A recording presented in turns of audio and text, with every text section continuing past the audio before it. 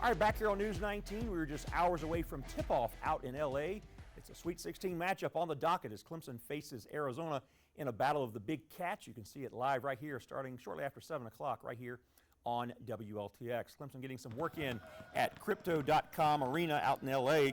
And, of course, the Tigers coming off that big win over 3-seed Baylor. Clemson a 6-seed. Arizona is a 2-seed. Brad Brownell, the first Clemson coach to have multiple trips to the Sweet 16 in Orange. And you know, Brad and his team have really drawn a lot of motivation from being dismissed, not only by pundits, but also by some in the Tiger fan base. You know, whatever it takes to get an edge this time of year, whatever works. But ultimately, this will come down to the Tigers duplicating their performances on the court in their 2 wins in Memphis. They'll try to do likewise out in L.A. You know, the head coach admitted back in January, after a great non-conference schedule, that he told his team it was good enough to make it to Phoenix, good enough to make it to the Final Four, but that was when the Tigers were facing some adversity after some brutal one-possession losses in the ACC.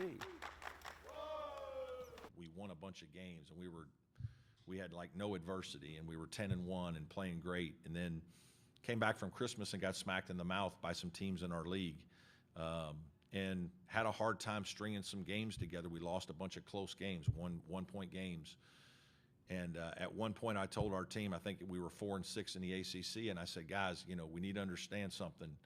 I think some of you guys think we're the 10-1 team. Right now we're the 4-6 team. And if we go 4-6 again, we won't be playing in the NCAA tournament. And I said that'd be a shame because of what you did the first 2 months of the year, but also because I think we're good enough to go to the Final Four.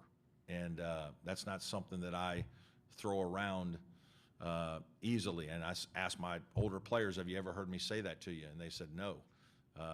You know, I know my 2018 team, I said the same thing to them. I thought we were good enough to do it. But obviously we're going to have to finish the season the right way. And we played better,